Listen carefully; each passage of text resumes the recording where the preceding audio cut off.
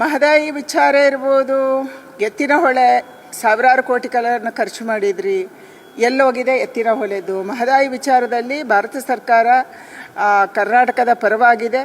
ಹಲವಾರು ಬಗ್ಗೆ ಇದರ ಬಗ್ಗೆ ಚರ್ಚೆ ಆಗಿದೆ. ಇವತ್ತು ಮೇಕೆದಾಟು ಬಗ್ಗೆ ಡಿ.ಕೆ. ಶಿವಕುಮಾರ್ ಅವರು ಪಾದಯಾತ್ರೆ ಮಾಡಿದರು. ಅದೇ ಮೇಕೆದಾಟು ಮಾಡಬಾರ್ದು ಅನ್ನೋರ ಜೊತೆ ಹೋಗಿ ಮೊನ್ನೆ ಚುನಾವಣೆಯಲ್ಲಿ ಕೈ ಜೋಡಿಸಿದ್ರು. ಇದು ಕಾಂಗ್ರೆಸ್. ಆದರೆ ಕೇಂದ್ರ ಸರ್ಕಾರ ನಿರಂತರವಾಗಿ ದೇಶದ ಎಲ್ಲ ನೀರಾವರಿ ಯೋಜನೆಗಳನ್ನು ಯಾವುದೇ ಸಮಸ್ಯೆ ಇಲ್ಲದಂತೆ, ಯಾವುದೇ ಕಾಂಟ್ರವರ್ಸಿ ಇಲ್ಲದಂತೆ, ರಾಜ್ಯಗಳು ಪರಸ್ಪರ ಜಗಳಾಡದಂತೆ ಬಗೆಹರಿಸಬೇಕು ಮತ್ತು ಪ್ರತಿಯೊಂದು ಮನೆಗೆ ಕೂಡ ನೀರು ಕೊಡುವಂಥದ್ದು ಕೇಂದ್ರ ಸರ್ಕಾರದ ಉದ್ದೇಶ. ಅದಕ್ಕಾಗಿ ಜಲ್ ಜೀವನ್ ಮಿಷನ್ ಅಂತ ತಂದಿದ್ದೀವಿ. ಜಲ್ ಜೀವನ್ ಮಿಷನ್ ಮಾಡೋದಕ್ಕೆ ಕೂಡ ನಮಗೆ ನೀರು ಬೇಕು ಅಂತಂದರೆ ಸರ್ಫೇಸ್ ವಾಟರ್ ಬೇಕು, ಮೇಲ್ಮೈ ನೀರು ಬೇಕು.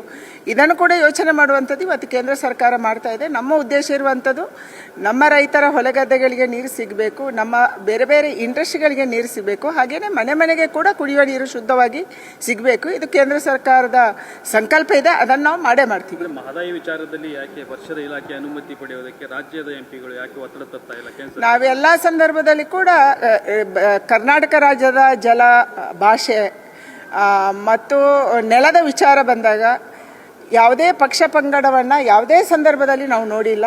ಕಾಂಗ್ರೆಸ್ನ ಸರ್ಕಾರ ಇದ್ದಿರ್ಬೋದು, ಕುಮಾರಸ್ವಾಮಿ ಮುಖ್ಯಮಂತ್ರಿ ಇದ್ದಿರ್ಬೋದು, ಅಥವಾ BJPಯೇ ಯಡಿಯೂರಪ್ಪನವರು ಅಥವಾ ಬೊಮ್ಮಾಯಿ ಅಥವಾ ಯಾರೇ ಮುಖ್ಯಮಂತ್ರಿ ಇದ್ದಿರ್ಬೋದು, ಇಂಥ ಎಲ್ಲ ಸಂದರ್ಭದಲ್ಲಿ ಕೂಡ ನಾವು ಎಲ್ಲ ಪಕ್ಷದವರು ಒಟ್ಟಾಗಿ ರಾಜ್ಯದ ನೆಲ, ಜಲ, ಭಾಷೆ ಬಗ್ಗೆ ಹೋರಾಟ ಮಾಡಿದ್ವಿ, ಇನ್ನು ಮುಂದೆನೂ ಮಾಡ್ತೀವಿ. ಪಂಚರಾಜ್ಯಗಳ ಚುನಾವಣೆಯಲ್ಲಿ ಭಾರತೀಯ ಜನತಾ ಪಾರ್ಟಿ ಗೆಲ್ಲುತ್ತೆ ಅನ್ನುವಂಥ ವಿಶ್ವಾಸ ಇದೆ. ಯಾಕೆಂದರೆ ಗೆಲ್ಲೇಬೇಕು. ಮುಖ್ಯವಾಗಿ ಪಶ್ಚಿಮ ಬಂಗಾಳದ ಗೂಂಡಾ ರಾಜ್ಯವನ್ನು, ಪಶ್ಚಿಮ ಬಂಗಾಳಕ್ಕೆ ಬಾಂಗ್ಲಾದೇಶದಿಂದ ಬರುವಂಥ ವಲಸಿಗರನ್ನು ತಡಿಬೇಕು.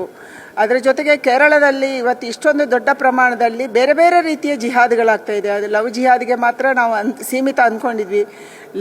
ಲವ್ ಜಿಹಾದ್ ಜೊತೆಗೆ ಇವತ್ತು ಲ್ಯಾಂಡ್ ಜಿಹಾದ್ ಆಗ್ತಾ ಇದೆ. ಲ್ಯಾಂಡ್ ಜಿಹಾದ್ ಜೊತೆಗೆ ಇವತ್ತು ಬಿಸ್ನೆಸ್ ಜಿಹಾದ್ ಆಗ್ತಾ ಇದೆ. ಅಂದರೆ ಹಿಂದೂಗಳ ಅಂಗಡಿಗಳಿಂದ ಖರೀದಿ ಮಾಡಬಾರ್ದು ಅನ್ನುವಂಥ ಸ್ಥಿತಿಯ ಮಾನಸಿಕತೆ ಕೂಡ ಇವತ್ತು ಕೇರಳದಲ್ಲಿದೆ.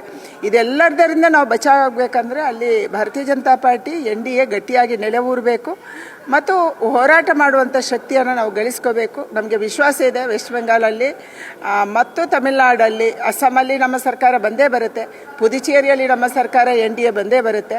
ಆದರೆ ನಮಗೆ ಅಪೇಕ್ಷೆ ಇರುವಂಥದ್ದು ತಮಿಳುನಾಡು ಮತ್ತು ವೆಸ್ಟ್ ಬೆಂಗಾಲಲ್ಲಿ, ಪಶ್ಚಿಮ ಬಂಗಾಳದಲ್ಲಿ ಕೂಡ ಭಾರತೀಯ ಜನತಾ ಪಾರ್ಟಿಯ ಸರ್ಕಾರ ಬರಬೇಕು. ಒಂದು ಸಾರಿ ಗೂಂಡಾ ರಾಜ್ಯಕ್ಕೆ ಕೊನೆ ಆಡಬೇಕು, ಒಂದು ಸಾರಿ ಜಾತಿ ರಾಜಕಾರಣಕ್ಕೆ ಕೊನೆ ಆಡಬೇಕು, ಒಂದು ಸಾರಿ ದೇಶ ವಿರೋಧಿ ಚಟುವಟಿಕೆಗಳ ಕೈಗೆ ಕಡಿವಾಣ ಹಾಕಬೇಕು ಅನ್ನುವಂಥ ವಿಶ್ವಾಸ ಇದೆ. ಆ ರೀತಿಯ ಮತವನ್ನು ಅಲ್ಲಿಯ ಜನರು ಕೊಟ್ಟಿದ್ದಾರೆ ಅನ್ನುವಂಥ ವಿಶ್ವಾಸನೂ ಇದೆ. ಮೇಡಮ್, ಧಾರವಾಡದಲ್ಲಿ ಒಬ್ಬ ವಿದ್ಯಾರ್ಥಿ ಆತ್ಮಹತ್ಯೆ ಮಾಡ್ತಾನೆ, ಪೊಲೀಸರ